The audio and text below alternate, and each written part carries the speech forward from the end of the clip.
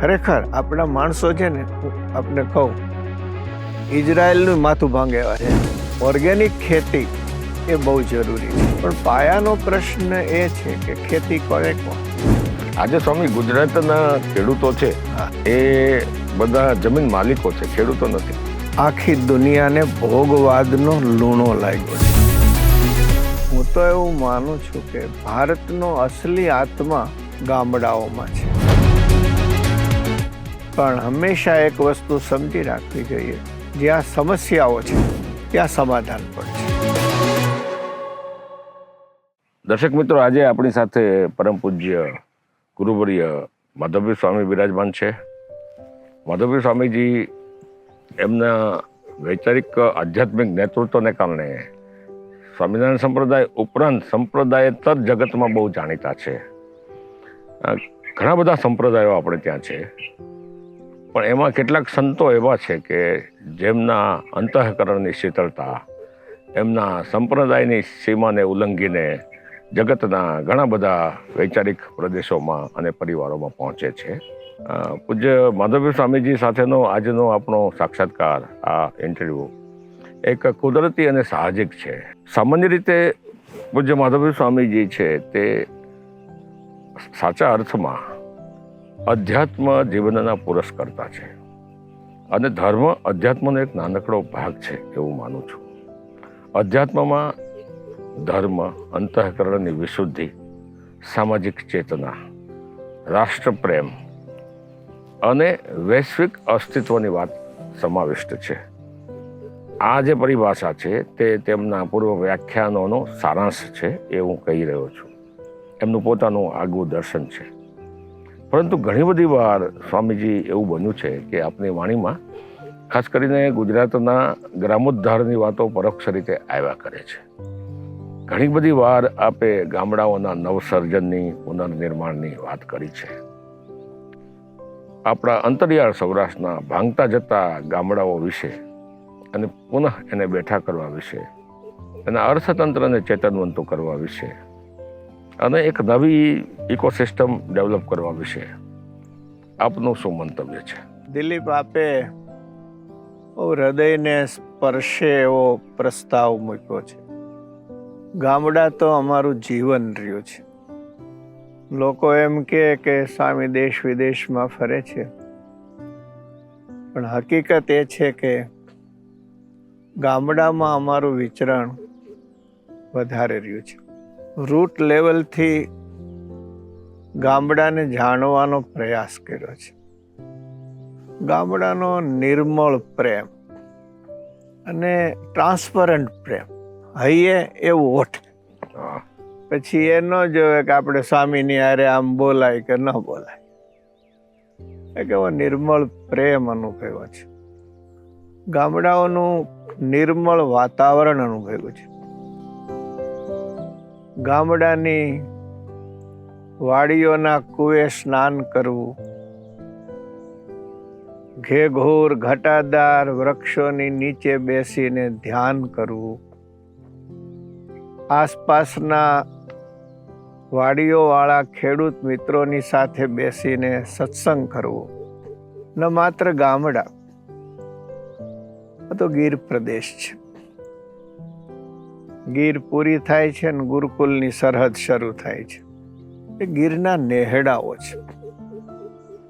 એનો જે અમે પ્રેમ અનુભવ્યો છે, એને અનુભવ્યા સિવાય તમે કૃષ્ણને કે ગોપીઓને સમજી ના શકો. એ પ્રેમનો વારસો હજી નેહડાઓમાં નીતરે છે. દિલીપ, તમે તો સાહિત્યકાર છો.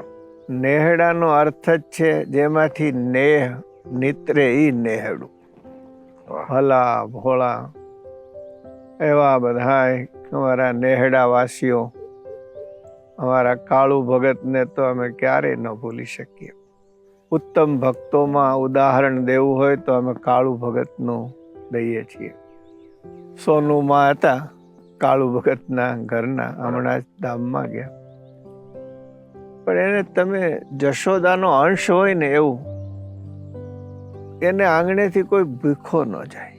હું તો એવું માનું છું કે ભારતનો અસલી આત્મા ગામડાઓમાં છે. પણ આજે સમયનો પ્રવાહ બદલાયો છે. ગામડાઓ ભાંગી રહ્યા છે, એટલે ગ્રામીણ સંસ્કૃતિ ભાંગી રહી છે. એની ઘણી બધી આડઅસરો છે.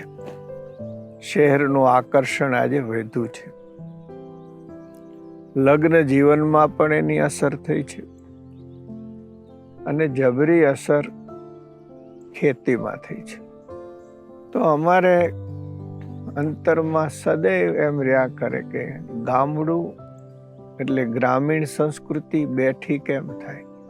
આપણે એમ માની લઈએ કે ગામડે ગામડે આપણે નેટ આપી દેશું, બધી વ્યવસ્થા આપી દેશું, તો એનાથી કાંઈ પૂરતો અર્થ નહીં થાય. નો ડાઉટ ઘણું બધું એનાથી ફાયદો થશે. શહેરનો જે પ્રવાહ છે એનાથી મોટું નુકસાન નવી પેઢીને થઈ રહ્યું છે. સંયુક્ત પારિવારિક જીવન ઉપર એની અસર તો થાય છે. એટલે બાળકો ઉપર જે ધ્યાન દેવું જોઈએ એ દેવામાં પણ પ્રશ્ન ઊભો થઈ રહ્યો છે. આરોગ્યના પણ પ્રશ્નો ઊભા થઈ રહ્યા છે. એટલે સામાજિક લેવલે, શૈક્ષણિક લેવલે અનેક પ્રકારના પ્રશ્નો દેખાઈ રહ્યા છે. દુર્ભાગ્યની બીજી વાત એ છે કે ગ્રામીણ સંસ્કૃતિમાં પણ જે પહેલા શુદ્ધ ખેતી હતી, કેમિકલ્સ રહિતની ખેતી હતી, એ આજે રહી નથી. આપણે અત્યારે જે આ આંબેરણ જોઈ રહ્યા છીએ ને, આ એકદમ પ્રાકૃતિક આંબેરણ છે. આને કોઈ કેમિકલ સ્પર્શતું નથી, છતાં તમે આ આંબાના રૂપ રંગ જોઈ શકો છો. એના બાળકોને શુદ્ધ શાકભાજી પ્રાપ્ત થાય છે. એટલે તમે ગામડામાં ગુરુકુલ કર્યું. પહેલા જે ઝાડવા નીચે ટાઢક થતી, કેમિકલ્સને લીધે હવે ન્યાય શરીર ચચરવા માંડે છે. એટલે એક ચારે બાજુથી એક વિષચક્ર સર્જાયું હોય દિલીપ, એવું લાગી રહ્યું છે. બરાબર. પણ હંમેશા એક વસ્તુ સમજી રાખવી જોઈએ. ડાયા માણસોએ કીધું છે, જ્યાં સમસ્યાઓ છે ત્યાં સમાધાન પણ છે. બરાબર. તમે જાણો છો 20 વર્ષ પહેલા અમે જ્યારે જળ સંચય અભિયાન શરૂ કર્યું, કારણ કે ગામડાની જળની પરિસ્થિતિ બહુ વિકટ લાગી રહી હતી. અને આજે એનું પરિણામ પછી તો એક જળ સંચય અભિયાન એક ઝુંબેશ બની ગઈ. ઘણા બધા ચેકડેમો થયા. સાથે સાથે સુરતના ડાયમંડના લોકોએ જલધારા ટ્રસ્ટ જેવા ટ્રસ્ટોની રચના કરીને આ ગામડાઓમાં પાણીની સમસ્યા દૂર કરવા માટે બહુ પ્રયાસ કર્યા અને સફળ પ્રયાસ કર્યા. એવી જ એક ઝુંબેશ એ ઓર્ગેનિક ખેતીની છે. એમાં અવાંતર પ્રાકૃતિક ખેતી, ઓર્ગેનિક ખેતી, એવા જુદા જુદા પ્રકારો છે. સુભાષજીની થિયરી છે. અરે ગામડાના કોઠાહુજવાળા માણસોએ જે જીવામૃત બનાવવાની અને ઓર્ગેનિક ખેતીની જે ખરેખર આપણા માણસો છે ને, હું આપને કહું, ઇઝરાયલનું માથું ભાંગે એવા છે એવી કોઠાહુજ છે. બરાબર છે. તમને એક મજાની રમૂજવાળી વાત કરું. આ ડ્રીપ ઇરિગેશન છે ને, ડ્રીપ ઇરિગેશન, તો આપણા એક કાકાએ એટલે શંકરની ગળતી હોય ને ઉપર, એવી નાની નાની માટલીઓ લીધી અને એમાં નીચે કાણું કરીને દોરો લટકાવી, એનું ડ્રીપ ઇરિગેશન બોલો. એટલે માણસોમાં કૌશલ્ય છે. ઓર્ગેનિક ખેતી એ બહુ જરૂરી છે, પણ પાયાનો પ્રશ્ન એ છે કે ખેતી કરે કોણ? આજે સ્વામી ગુજરાતના ખેડૂતો છે એ બધા જમીન માલિકો છે, ખેડૂતો નથી મોટા ભાગના. અને આપ જુઓ છો કે એટલે ગુજરાતના તમામ ખેડૂતોએ ભેગા થઈને એક ઝુંબેશ ઉપાડેલી છે કે ગોધરાના મજૂરોને ખેડૂત બનાવવા. એના જીવનમાં ગુજરાતના ખેડૂતોનું મોટું યોગદાન છે. એટલે એ હું બહુ સકારાત્મક રીતે જોઉં છું. દિલીપ, આપની વાત ખરેખર સાચી છે. હવે ગામડામાં યુવાનો નથી તો શું આપણે ફરિયાદ કરીને બેસી રહેશું? બરાબર. વડીલો બિચારા છે તે કાંઈ ખેતી કરી શકે એમ નથી. એટલે એક વિચાર આજે આપના માધ્યમથી અમે મૂકવા માંગીએ છીએ કે શહેરની દ્રષ્ટિ ગામડા તરફ વળે. બરાબર. શહેરની દ્રષ્ટિ ગામડા તરફ વળે એટલે શું છે? જળ સંચય અભિયાન જો સુરત જેવા શ્રીમંત શહેરોએ હાથમાં ન લીધું હોત તો એ સફળ ના થાય. બરાબર છે.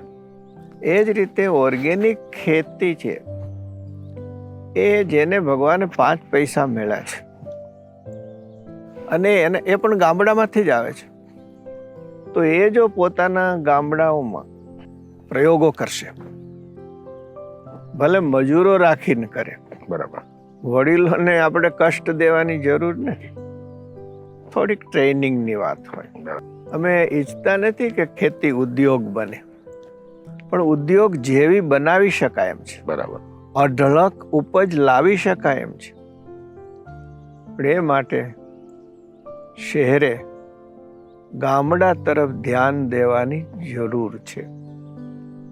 હમણાં જ અમે એક સભામાં કહેતા હતા કે કમસે કમ તમે તમારા ગામડામાં એક ફાર્મ હાઉસ બાંધી રહ્યા છે લોકો, બરાબર, અને તમારા આખા પરિવારને લઈને તમે વર્ષમાં 2-4 વખત ત્યાં રહ્યો, તમને ખબર પડે કે આ ખુલ્લી હવાનું મહત્વ શું છે. આજે ઓક્સિજન આપણે બધા ઊંધા ધંધા કરીએ. હવે ઓક્સિજનની દુકાનો મંડાણી, હવે અહીં ઓક્સિજનના ભરપૂર ભંડાર ભર્યા છે, એની અમે દ્રષ્ટિ નથી. અને વેપારી ધોરણે એવું વિકસ્યું છે, દિલ્હીમાં એવું સાંભળ્યું ઓક્સિજનની બોટલ મળે. ભગવાને કુદરતી જે આ બધા સંસાધન આપ્યા છે જીવનના, તો આરોગ્ય સરખા રહેશે. અને નાના નાના બાળકો આ માટીમાં રમશે ને તો આ માટીના સંસ્કારો એના જીવનમાં આવશે અને ખબર પડશે કે હું અસલ આ ધરતીનું સંતાન છું. આપને સ્વામી, મારે કંઈ સાંસારિક પ્રશ્નો પૂછવાની મુક્તિ સ્વાભાવિક રીતે ન હોય અને એવા કોઈ સાંસારિક પ્રશ્નો મારે પૂછાય પણ નહીં. પણ સામાન્ય રીતે અત્યારે ખેડૂત સમાજ પોતાના સંતાનોના વૈવાહિક દરજ્જાની બાબતમાં જે કષ્ટ અનુભવી રહ્યો છે તે એમ છે કે ક્યાંય પણ વ્યવસાયની વાત આપણે આગળ કરીએ તો દીકરીવાળા તરત જ પૂછે કે ભાઈ દીકરાવાળા પાસે જમીન છે, એમ પૂછવું છે, પણ જમીન હોય તો ખેતરે કોઈને જવું નથી, કામ કરવું નથી. દિલીપ, એ પ્રવાહને આપણે નાથવો નથી, એટલે જ હું કહી રહ્યો છું. ભલે શહેરમાં છે પણ જન્મભૂમિને તો ન ભૂલે. બરાબર. અહીંયા આવે, અહીંયા રહીએ, જ્યાં ત્યાં ફરવા જવું છે ભલે જાય, પણ થોડુંક પોતાના ગામડે આવે, અહીંયા થોડું ઇન્વેસ્ટ કરે તો કામ સરળ બને. અને એક વસ્તુ નક્કી છે કે આજે ન માત્ર ખેડૂત વર્ગ, આખી દુનિયાને ભોગવાદનો લૂણો લાગ્યો છે. બરાબર. તો ભારત એ દુષ્પ્રભાવથી બકાત તો રહી શકે નહીં. સાંસારિક પ્રશ્ન પૂછ્યો છે એટલે જ કહું છું કે 2 વ્યક્તિના લગ્ન થાય છે ને ત્યારે 2 વ્યક્તિ પૂરતું મર્યાદિત નથી, 2 પરિવાર જોડાઈ રહ્યા છે. બરાબર. ત્યારે લગ્ન જીવનને ગંભીરતાથી લેવું છે. આજે આડઅસરો તો વાત ન થઈ શકે એટલે સુધી પહોંચી છે. આજે લગ્ન જીવન રિસ્પોન્સિબિલિટી લાગે છે, બર્ડન લાગે છે. જે ઋષિમુનિઓએ સંસારને યજ્ઞ કીધો એને આપણે ભારરૂપ માની લઈએ. આ આપણી વિચારધારાનો બહુ જબરો લૂણો છે અને નુકસાન નવી પેઢીને થઈ રહ્યું છે. દિલીપ, આજે જાપાન જુવાનોથી ખાલી થઈ ગયું છે લગભગ. બિલકુલ સાચી વાત. ચાઇનાની એ જ દશા છે. આ તો ભારતમાં હજી આ વિચારધારાનો લૂણો બહુ ફેલાયો નથી એટલે નવી પેઢી દેખાય છે. તમે રેશિયો જોઈજો, જો આમનામ ચાલ્યું ને તો યુવાનોનો રેશિયો ઘટતો જવાનો છે. બરાબર. તો ડાયા માણસોએ, હું નથી કહેતો કે ખાલી એક વર્ગે, સાધુ સંતોએ સાચી દિશા આપવી જોઈએ, મીડિયાઓએ સાચી દિશા આપવી જોઈએ, લેખકોએ પણ સાચી દિશા આપવી જોઈએ. તીખું તમતમતું બજારમાં ભાવ ઉપજે એવું આપીને માનવ જાતનો અપરાધ ન કરાય. મારો સામાન્ય પ્રશ્ન સ્વામી એ છે કે ગ્રામોદ્ધારની જે વાતો અગાઉ થતી હતી એ હવે નવા સ્વરૂપમાં થાય છે. આપ જાણો છો તેમ વડાપ્રધાન નરેન્દ્ર મોદી જ્યારે ચિત્રકૂટ હતા ત્યારે એને એફપીઓની યોજના તરફી મૂકી. ફાર્મ પ્રોડ્યુસર્સ ઓર્ગેનાઇઝેશન, એને એફપીઓ પણ કહીએ છીએ અને લિમિટેડ કંપની તરીકે પણ લોકો જોવે છે, એફપીસી પણ કહીએ છીએ. તો એનાથી થોડા ક્લસ્ટર બનવા લાગ્યા, થોડા કે ખેતીમાં જે ઉત્પાદન થાય એનું એ એફપીઓ દ્વારા મૂલ્ય વૃદ્ધિ થાય. સીધા સિંગના દાણા બજારમાં વેચાય એને બદલે એના 4-5 વેરિએશન પ્રોડક્ટ બનાવીને વેચે, એનાથી નફો વધે, ખેડૂતની મૂલ્ય વૃદ્ધિ થાય. એ બધા સફળતાપૂર્વક પ્રયોગો આગળ વધી રહ્યા છે. પણ મારો આ તબક્કે આપને એક સામાન્ય પ્રશ્ન એવો છે કે એવી કઈ 2-4 બાબતો છે જેનો પ્રજા અમલ કરે તો ગામડાઓ પુનઃ ધબકતા થાય? પહેલાં તો દિલીપ, હું એક હૃદયથી કહીશ, હું તો સાધુ છું. ફાઇનાન્સ, બિઝનેસ અમારો વિષય નથી. પણ ખેડૂતલક્ષી કોઈ પણ વાત આવે છે ત્યારે અમને એમાં રસ હોય છે. એટલે નરેન્દ્રભાઈએ બહુ સરસ નીતિઓ બનાવી. પણ લોકશાહીનો ફાયદો કહો, ગેરફાયદો કહો, નરેન્દ્રભાઈનું વિઝન છે એ છેક છેવાડા સુધી પહોંચે એ બહુ જરૂરી છે. ખેડૂતોના કલ્યાણ માટે ઘણી બધી યોજનાઓ કરવામાં આવી છે. ઓર્ગેનિક પેદાશોનું માર્કેટ પણ હોવું જોઈએ, એની ખેડૂતોને ખબર હોવી છે. હવે ઓર્ગેનિકનો વ્યાપ વધ્યો છે, પણ એના ક્રાઇટેરિયાઓ જો નક્કી નહીં થાય તો આ દેશની તાસીર એવી દુઃખદ છે કે ભેળસેળિયું થવાનું છે. ઘણા બધા પ્રશ્નો છે, એનાથી કઈ વાત અત્યારે ઓર્ગેનિકમાં ભેળસેળ છે જ તે. ઓર્ગેનિકના નામે એને પડતું ના મુકાય. બરાબર છે. એને માટે સારી સિસ્ટમ ડેવલપ કરવી જોઈએ. બરાબર છે. અને ઓથેન્ટિક લેબલ વાળો માલ જ માર્કેટમાં આવે એ બરાબર એ હોવું જરૂરી છે. પણ આપને કહું, અમે ઇઝરાયલ ગયા. અમારો વિષય તો હિન્દુઇઝમ અને જુડાઇઝમને સાથે જોડવાનો, સ્ટ્રોંગ બાઉન્ડિંગ બનાવવાનો. બરાબર. મારા દિલમાં ઇઝરાયલની ખેતીને જોવાનો બહુ હૃદયથી હતું. એટલે અમે 2 દિવસ વધારે રોકાયા. આપણે અહીં સમૂહ ખેતી કહીએ છીએ, એના બીજ ત્યાં સારી રીતે પનપેલા છે. અમે એક ફાર્મમાં ગયા તો એક બાજુ ઓર્ગેનિક સંતરા હતા, બીજી બાજુ રાસાયણિક સંતરા હતા. તો ઓર્ગેનિકમાં કાંઈ તમને આમ જુઓ તો રૂપાળું ન લાગે. પાંદડા ન્યાન્યા પડ્યા હોય, ડાળખાય ન્યાન્યા પડ્યા, ઓલું ક્લિયર કટ લાગે. પછી અમે પૂછ્યું કે તમને ખાસ તો ભાવમાં શું ફરક પડે છે? તો કે સ્વામી, આ ઓર્ગેનિક છે ને અમને બમણો આપે છે આના કરતા. વાહ. એથી મહત્વની વાત એ છે કે ત્યાં એક પણ વસ્તુ નકામી નથી જતી. સંતરા, એનો રસ કાઢ્યા પછીનો જે પલ્પ લીધા પછીનો જે છોતરા, છિલકા, એ બધાનો ઉપયોગ કરે અને છેવટે જે એનો ખાણમાં ઉપયોગ થાય. મને એમ થાય કે જ્યારે ખાસ કરીને ખાખરિયા પ્રદેશમાં નીકળું, ટમેટા ખૂબ થાય પણ ઢગલા ને ઢગલા પડ્યા હોય. એ ખેડૂતોની દશા શું થતી? સાચી વાત છે. આપણો જીવ બળે કે આટલા ટમેટા પાક્યા પછી જો ખેડૂતોને ખાતરની જેમ આનો ઢગલો કરવાનો હોય તો એ વાંક સિસ્ટમનો છે અને અજ્ઞાનતાનો છે. શા માટે ટમેટાને જ્યુસ નથી બનાવી શકાય? બરાબર છે. કે બીજું ઘણું બધું બનાવી શકાય છે. તો ખેડૂતોને આ બાબતમાં માર્ગદર્શન અને વ્યવસ્થા, આ માર્કેટિંગ જાડું શું કામ છે? બરાબર છે.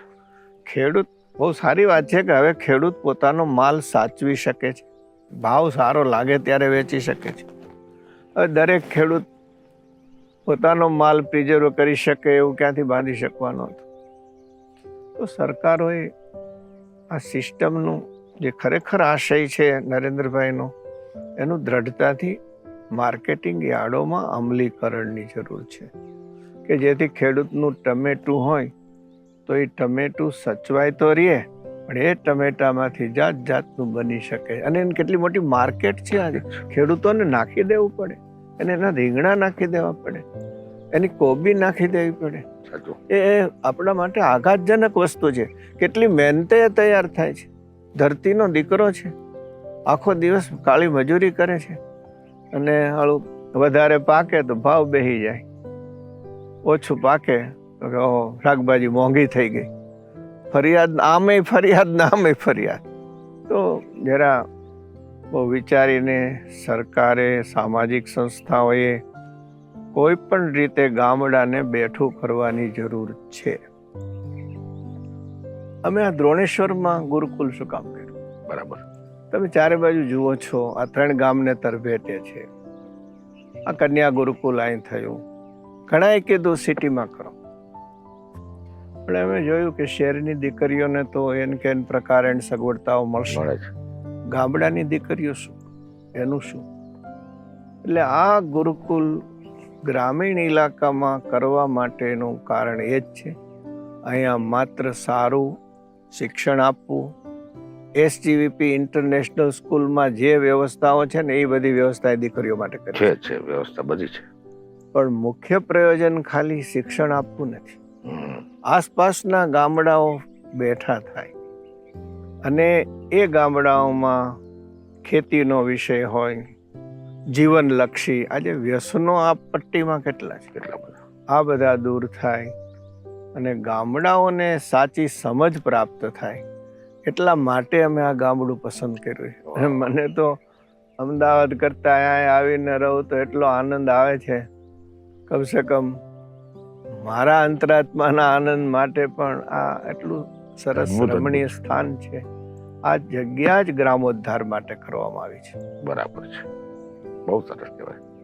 મારે આપને એટલું જ કહેવાનું છે સ્વામી, કે ખેડૂતોની નવી પેઢી છે એમાં થોડી સક્રિયતા હવે જોવા મળે છે. જી.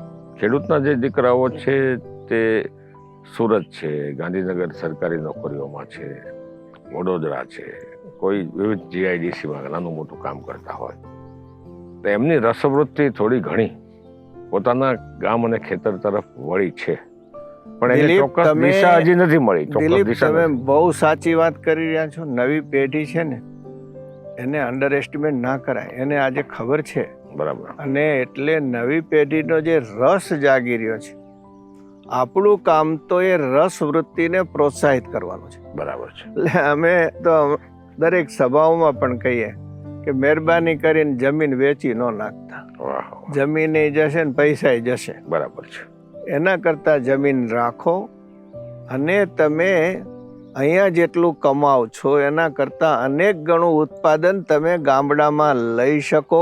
ગામડાના શિક્ષણ નથી એટલે માણસોને ખબર, તમને તો ખબર છે ને. બરાબર. એક એજ્યુકેટેડ માણસ 10 વીઘાની ખેતી કરશે, બરાબર, અને 2 ગાય રાખીને ખેતી કરશે તો ક્યાંનો ક્યાં પહોંચશે. બરાબર. એટલે હું તો ભગવાનને પ્રાર્થના કરું છું કે આપણા યુવાનો આમાં સક્રિય રીતે ભાગ લેતા થાય, ખેતીને વિકસાવે, અને જો એ થશે તો ગામડા અને શહેર વચ્ચે બહુ સરસ સેતુ બંધાશે.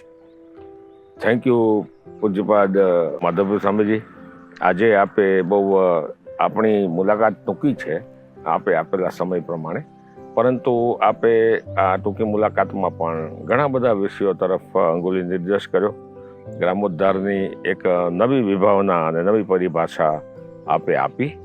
હું આશા રાખું છું કે આપના આ વિચારોને વધુ વિસ્તૃત સ્વરૂપે ફરી કોઈ મુલાકાતમાં આપણે એને આત્મસાત કરીએ દર્શકો સાથે, અને ભવિષ્યમાં એને કોઈ ગ્રંથ સ્વરૂપમાં મૂકીએ તો આપના વિચારો દૂર દૂર અંતરિયાળ ગ્રામ વિસ્તારો સુધી પણ પહોંચી શકે એવી એક પત્રકાર તરીકે મારી આપની સાથેની ભાવના છે.